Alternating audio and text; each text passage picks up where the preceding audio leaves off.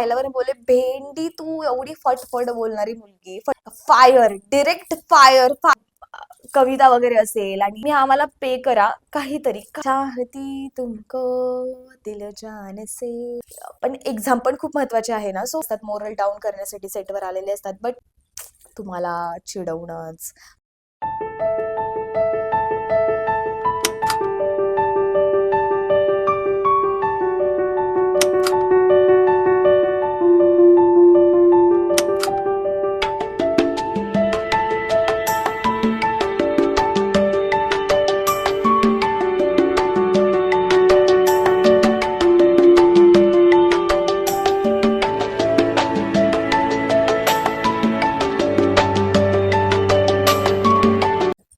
हे गाईज, मी प्रजिता बुरुड. तर जसं की तुम्हाला माहिती की मी वेब सिरीज करते आणि आपलं स्वतःचं प्रोडक्शन आहे, बट या आधी मी दुसऱ्यांच्या प्रोडक्शन्समध्ये भरपूर गोष्टी शिकलेले, त्याच्यामुळे मला आज प्रोडक्शन चांगलं चालवता येतंय.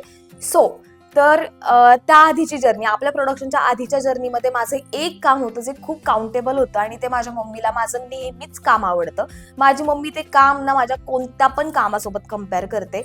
म्हणजे तिला मी म्हटलं ना, मम्मा माझी सिरियल आली आहे, सिरियल बघ आणि त्याच्यामधलं काम बघ, आणि काम केल्याच्या नंतर म्हणते, नाही गं सोनू, ते वालं गाणं होतं ना, ते मला खूपच आवडलेलं. म्हणजे त्या कामा इतकं काम माझ्या मम्मीला तरी आतापर्यंत कोणतंच आवडलं नव्हतं आणि आवडलेलं नाहीये सुद्धा अजूनपर्यंत. सो तेच काम मी आज तुम्हाला सांगणार आहे. जसं की मी माझ्या लाईफमध्ये गाणं केलेलं आहे आणि आता सध्या जे माझे फॉलोअर्स वाढलेत यावर्षी त्यांना तर माहीत नसेल, पण जे मला 6 वर्षापासून फॉलो करत आहेत ना, किंवा याच्या आधी फॉलो करत होते, त्यांना माहित असेल की मी एक गाणं केलेलं आहे. गाणं म्हणजे चाहत नावाचं एक सॉन्ग आहे. I know it sounds like a Hindi song. Yes, it is Hindi song guys. आणि खूप असं म्हणजे जवळचं काम आहे ते. ऍक्च्युली मी मुंबईमध्ये होते आणि मुंबईमध्ये मी बरेचशी कामं शोधली आणि खूप फेक ठिकाणी गेले. त्यानंतर ना असं फिगर आउट केलं की एक्सपिरियन्स मॅटर करतो इंडस्ट्रीतला, म्हणजे शॉर्ट फिल्म्सला काहीही काम तुमचं मॅटर करतं. मग मी पुण्याला आले रिटर्न आणि मी कामाच्या शोधात होते आणि एका सेटवर पोहोचले. म्हणजे कामाच्याच रिलेटेड एका सेटवर मला ॲज अन आर्टिस्ट काम भेटलं आणि तिथेच माझी एक सुषमा चव्हाण नावाची एक मैत्रीण झाली, जी तिथे असिस्टंट डिरेक्टर म्हणून आली होती. आणि एक टेक्निकल टीम मधला माणूस आणि एक ऍक्टर यांची जर जोडी जमली की मग तिथे काहीतरी चांगलं काम इन फ्युचर होऊ शकतं, हे मला माहित होतं. आणि आमची खूप चांगली मैत्री झाली. ती माझी खूप चांगली मैत्रीण होती. हिंदी होती ऍक्च्युली, ती उडीसाची होती, बट खूप छान फ्रेंड आहे ती. आणि आमच्या दोघींचं असं म्हणजे ती जॉब करायची आणि साईड बाय साईड म्हणजे सॅटर्डे संडे हे काम पण करायची ती असिस्टंट डायरेक्टर म्हणून, कारण तिला खूप आवड आहे फिल्म इंडस्ट्रीची. आणि मग झालं असं म्हणजे की ती मला एक दिवस तिने कॉल केला आणि म्हणे, Praji I have surprise for you आणि तू आ ना घर पे, मुझे तुझे कुछ दिखाना है. मी म्हणलं काय असेल. मग मी फटफट तिने बोलवलं तसं मग मी गेली तिच्या घरी आणि तिथे बॅचलर राहत होती, आणखी 2 रूममेट्स होत्या तिच्यासोबत. आणि घरी पोहोचले आणि तिच्या 2 मैत्रिणी तिथे होत्या आणि ती कुठेतरी बाहेरच होती, घरी येत होती. तिच्या मैत्रिणींना म्हणलं, काय आहे ग नक्की, काय झालं. तर ती म्हणे की त्या दोघी पण म्हणे की अगं कुछ सरप्राईज है तेरे लिए. म्हटलं तुम्हाला माहिती आहे का. ते बोलल्या, हा मुझे तो पता है. तर मग त्यानंतर वाट पाहिली सुषमाची, आणि सुषमा जेव्हा घरी आली तेव्हा तिने माझ्यासमोर एक पान दिलं. काहीच बोलली नाही ती, तिने माझ्यासमोर एक पान दिलं आणि त्या पानावर लिहिलेलं होतं. मी वाचलं सरसकट, चाहती तुमको दिलो जान से, सजदे में करू तेरे नाम से, असं होतं. आणि ते पूर्ण मी वाचले. म्हणलं आता काय छान आहे, म्हणजे आय फील लाईक की ते कविता वगैरे असेल आणि वाव किती सुंदर आहे कविता. सो असं म्हणून मी तिला बोलली, छान आहे ग. तर ती म्हणे, हमें ये इसका सॉन्ग बनाना है. म्हणलं कसं पॉसिबल आहे, आणि आपल्याकडे लोक कुठून येणार आणि आपण सॉन्ग कसं बनवणार, मी तर गाऊ नाही शकत. इतके सारे भरमसाठ प्रश्न माझ्या मनात आले. आणि मग तिला मी विचारलं की कसं करायचं आपण. तर ती म्हणे की मी पाहिली एक व्यक्ती जी कोलॅबमध्ये आपल्यासोबत म्हणजे की लिरिक्स ते आपल्याला करून देतील, सॉन्ग शूट करून देतील आणि आपल्याला ते गाणं पूर्ण बनवून पण देतील कोलॅबमध्ये. आणि फक्त जे काही शूट वगैरे करून देणार होते ना, ते बोलले की आम्ही तुम्हाला सॉन्ग बनवून देऊ कोलॅबमध्ये. ते म्हणे की आम्हाला काहीही तुम्ही थोडंफार तुमच्या मनाने पे करा. तर तिने त्यांना पे केली. आणि म्हणजे आम्ही काळेवाडीला जायचो त्यावेळेस, म्हणजे ते ठरवलं सगळं, तिचं ठरवून झालंच होतं. मग ती मला बोलली, ऐसे ऐसे लोग है रे, हम मिलने के लिए जाए क्या उनको, काळेवाडी में है. आणि मग घरी आल्यावर एक दिवस जस्ट माझ्या मम्मीला तिने सॉन्ग ऐकून दाखवलं, म्हणजे ऐकवलं की चाहती तुमको दिल जान से, सजदे मैं करो तेरे नाम से. आणि असं तिने स्वतःच गाऊन दाखवलं ते सॉन्ग. आणि माझी मम्मा बोलली की हा छान आहे, मस्त आहे. आणि बट ती गेल्याच्या नंतर मम्मा बोलली की आहे चांगलं सॉन्ग, पण तुला करायचंय खरंच, म्हणजे मम्माला थोडा डाऊट होता, खरंच करायचंय. मी म्हणलं हो मम्मा, करायचंय मला. सो ती खूप मेहनत घेते म्हटलं, आणि तिने पैसे पण दिलेत. तर मग तिने माझ्या भरोशावर, कारण तिला मलाच लीड घ्यायचं होतं त्या सॉन्गमध्ये, लीड म्हणून मलाच घ्यायचं होतं. सो त्यावेळी मी कॉलेज करत होत्या, त्यावेळेस मी कॉलेज गोईंग होते. आणि ती बोलली की ठीक आहे चल करूयात मॅनेज काहीतरी. आणि मग ते मम्मानी जेव्हा अप्रुव्हल दिलं तेव्हा मग मी शॉपिंग करायला घेतली. जसं की आमचं गाणं तिकडे ते रेडीच करत होते, आणि मग आम्ही दोघी जणी जाऊन शॉपिंग, म्हणजे जसं की मी मॅरिड वुमेन दाखवलेली, आणि चाइल्ड मॅरेज होती माझी, बट ती संस्कारी चाइल्ड मॅरेज होती. आणि खूप साडी वगैरे घालून घरात राहायचे वगैरे ब्ला ब्ला ब्ला. आणि माझा जो नवरा होता तो चांगला म्हणजे कॉर्पोरेटला जॉबला होता, म्हणजे कॉर्पोरेट पर्सन होता. आणि असं काही कसं होतं ती स्टोरी.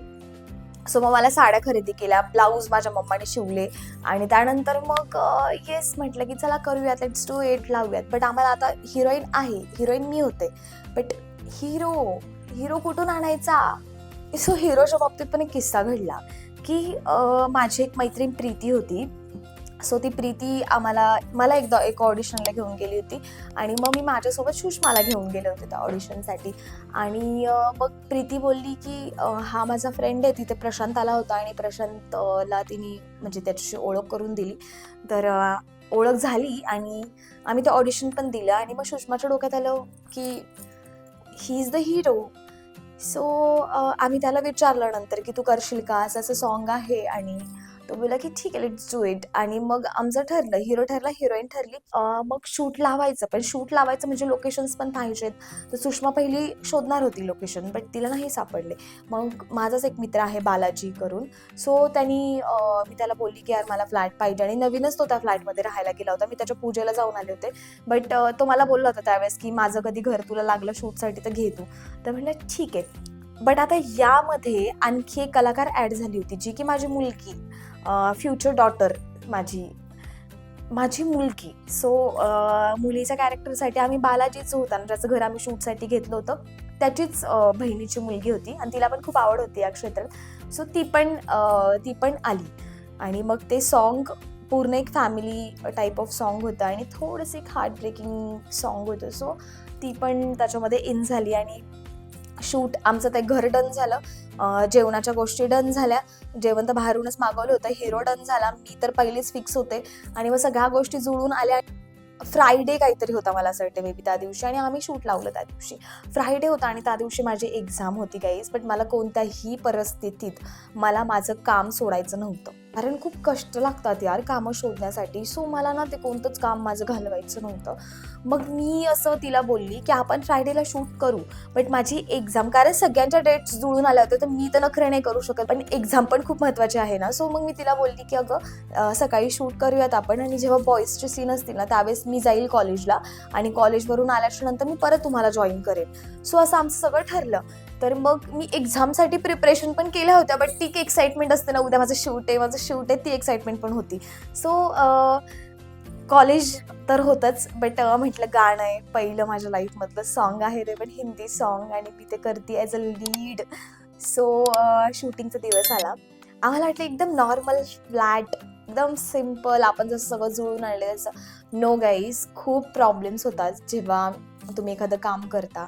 खूप लोक जेलस होत असतात, खूप लोक त्याच्या मागे तुमच्या गोष्टींसाठी खूप कारस्थानं करत असतात. आणि इंडस्ट्री तीच आहे, मला त्या सॉन्गच्या वेळेस कळालं. इंडस्ट्रीमध्ये अशा गोष्टी खूप होतात, ते मला त्या दिवशी खूप चांगलं कळालं.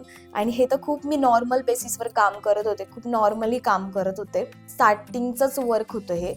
आणि त्याच शूटला आम्हाला असं काहीतरी म्हणजे अशा गोष्टी आमच्या घडल्या की आम्ही शूटला गेलो आणि खूप म्हणजे ते शूट वगैरे लागलं आणि काही काही म्हणजे सुषमा नवीन डिरेक्टर होती, तर तिला बऱ्याचशा गोष्टी लोक शिकवायचे की असं असं असं असं, तिचं ऐकत नव्हते बऱ्याचशा गोष्टी, पण तिने म्हणून घेतल्या त्या की मला हे अशी दिसतीये फ्रेम, तर अशी तुम्ही फ्रेम लावा, कारण मला ते तसं दिसतंय. आणि मग तिने ते काम करून घेतलं.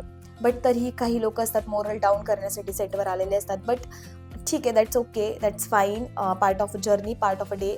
सो आम्ही ते इग्नोर केलं आणि ठीक आहे, होत असतं असं करून.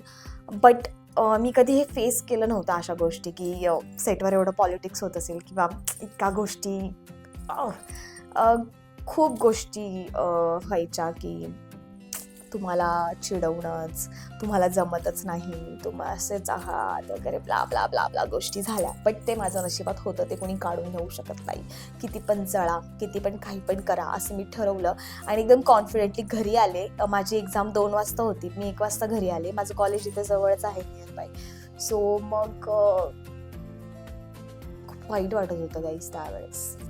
वाईट म्हणजे कसं की मी माझ्या एका मित्राला कॉल केला, हऱ्याला कॉल केला आणि त्याचा आवाज ऐकला ना मला रडायलाच आलं डायरेक्टली. माझी एक्झाम 2 वाजता होती, तोपर्यंत मी रडत होते 1 वाजल्यापासून घरी आल्यापासून आणि मला एक्झामला जायचं बिलकुल मन नव्हतं. बट मी कॉलेज इग्नोर नाही करू शकत, एक्झाम्स इग्नोर नाही करू शकत. सो खूप रडत होते मी गाईस, खूप. माझ्या एक्झामचा टाईम झाला होता, 2 वाजले होते, तरीसुद्धा मी कॉलेजला गेले नव्हते. मी रडतच बसले होते आणि 15 मिनिटात माझं कॉलेज मी पोहोचते. तर नंतर माझ्या मित्राने मला खूप सहानुभूती दिली की Prajay, you can do it यार, you are strong, just do it.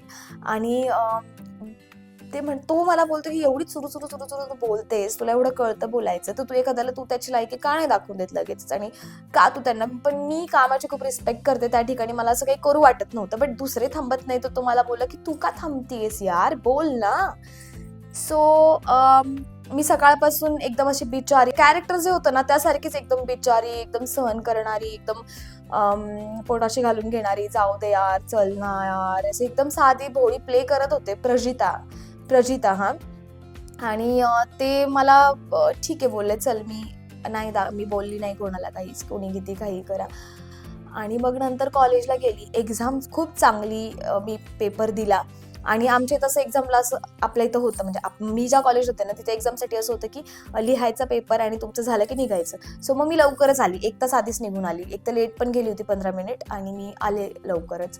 आणि मिररमध्ये पाहिलं मी, आणि मिररमध्ये पाहिल्यावर बोलले, भेंडी तू एवढी फटफट बोलणारी मुलगी, फटकळ मुलगी, आणि काय तू लोकांचं ऐकून घेते, असं स्वतःला सांगितलं. आणि सेटवर पोहोचले रिटर्न. आणि गेल्या गेल्याच मी अशी होते की कुणी माझ्या समोर बोललं ना की त्याला मी एवढं डेंजर लेवलचं बोलायचे की तो विचार पण करेल की यार भेंडी दिवसभर मी असं का केलं. फायर, डिरेक्ट फायर, इतकी फटकळपणे टाप बोलून टाकलं. चायला म्हणलं तुम्ही काय मला शिकवताय, मी लीड आहे इथे. So just keep your mouth shut. तो सुषमा मला एका पॉइंटला बोलली, पण क्या खाके आई आहे तू, फायर पान तो नाही खाली आहे ना. म्हटलं नाही ग, मी अशीच आहे, मी तोंडावरच बोलते. डायरेक्ट फटकन बोलून द्यायचं, आजचं आजच सॉर्ट आउट करायचं, उद्या जाऊन आपल्याला बोलायला चान्स आहे. जे आज करतात ना त्यांना आजच बोलायचं. मी इतकी बोलत होते ना गाईस, पॉइंट टू पॉइंट, फापट बाजारा नव्हते करत. जे काय यांनी दिवसभर बोलले नाही, जे काय यांनी दिवसभर आमच्या आजूबाजूला केलं ना, एका फटक्यात जिरवली सगळ्यांची. सो ते झालं, खूप छान सॉन्ग शूट झालं. एक गार्डनचा सीन सुद्धा होता, मी देतीये ते सॉन्गचं पोस्टर. अरे यार, इतकं भारी वाटतंय ते. आणि त्यावेळेस ते आम्ही व्हॅलेंटाईन डेला रिलीज करणार होतो. सो शूट वगैरे सगळं झालं. एक्सपिरियन्स खूप छान आला की लोक खूप असं करतात, तर तुम्हाला डॅशिंग राहणं गरजेचं आहे. सो निकल हे असं बोलणं गरजेचं आहे. तर मग ते शूट कम्प्लीट झालं. त्याच्यानंतर त्याचं एडिटिंग झालं. बऱ्याच टाइम ते एडिटिंग चाललं. त्यांच्याकडे प्रोजेक्ट होता ज्यांच्याकडे आम्ही ते ठरवून दिलं होतं. त्याच्यानंतर ते रिलिजिंगचा टाइम आला. आम्ही ठरवलं होतं की आपलं व्हॅलेंटाईन्स डेला आपण ते रिलीज करायचं. त्या दिवशी ते रिलीज पण झालं. खूप छान व्ह्यूज पण गेले त्याला. 41K व्ह्यूज आहेत गाईज. त्यावेळेस माझा तो प्रोजेक्ट इतका छान झाला होता. आणि येस, हे चाहत सॉन्ग माझ्या मम्माला सगळ्यात जास्त आवडलेलं माझं काम आहे.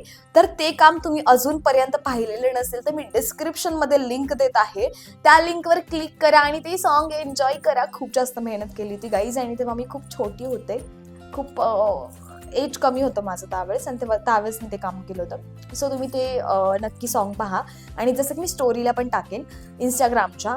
आणि येस, ही स्टोरी टेलिंग कशी वाटली ते आम्हाला कॉमेंट करून नक्की कळवा आणि आपल्या चॅनलला सबस्क्राईब करा जाता जाता आणि लाईक करा, व्हिडिओ शेअर करा आणि बेल आयकॉनवर क्लिक करायला अजिबात विसरू नका.